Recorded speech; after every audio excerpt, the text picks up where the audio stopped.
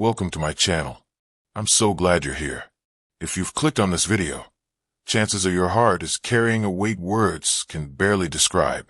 Perhaps you've recently lost someone dear, or maybe the ache has been with you for a while, but it still feels just as sharp.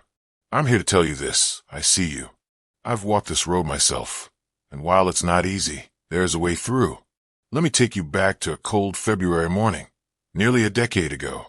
My wife of 47 years, Mary, passed away quietly in her sleep.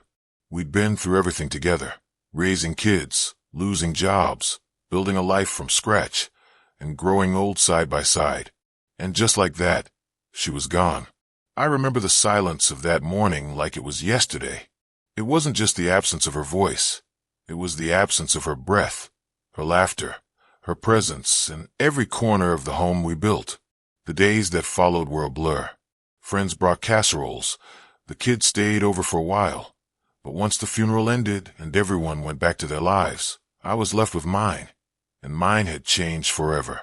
You see, when you're younger, grief comes with distractions, work, kids, obligations.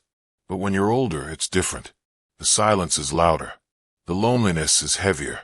And the routines you shared with someone for decades, they feel empty now.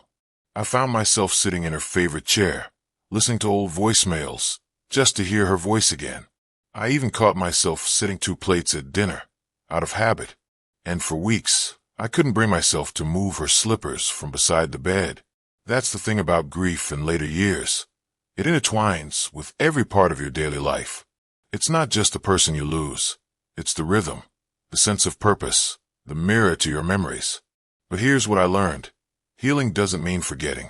Healing means remembering with more love than pain. And that shift doesn't happen overnight.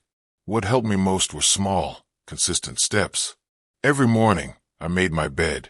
It sounds silly, but it gave me structure. I forced myself to take a walk around the block, even when I didn't want to.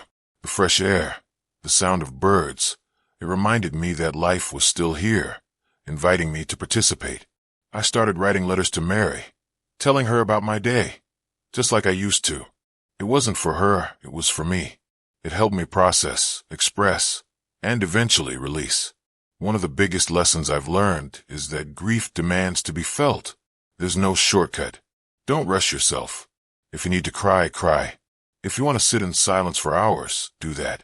But don't isolate forever. That's where grief becomes danger. I joined a support group for widowers at the local community center. And I'll be honest, I was skeptical at first. But those meetings became lifelines. I met men who understood my silence, my outbursts, my confusion. We didn't always talk about grief. Sometimes we just played cards or watched a game. But that companionship mattered. I also began volunteering at the local food bank. Helping others reminded me that my life still had value, that I still had something to give. Purpose isn't always grand. It can be as simple as showing up, listening to someone else, or planting tomatoes in your backyard because your wife used to love them. And about those memories, they don't have to haunt you. They can comfort you. Now, I keep a photo of Mary on the windowsill. I talk to her when I water the plants. I wear her favorite scarf when it's cold, not to mourn her, but to carry her spirit with me. If you've lost someone, I want you to remember this. Love doesn't end with death. It changes form. It becomes legacy. It becomes memory. It becomes the way you carry their values, their kindness, and their story forward. Now, I won't pretend that the ache ever fully disappears.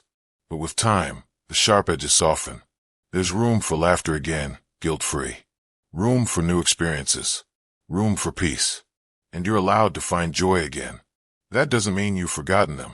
It means you've honored them by continuing to live. Thanks for watching, friend. If this video brought you any comfort, I hope you'll consider sharing it with someone else who might need it. You never know who's silently struggling. Subscribe if you'd like to hear more stories like this. I've got a few decades worth of wisdom left to share. Until next time, take gentle care of yourself. You matter, and you are not alone.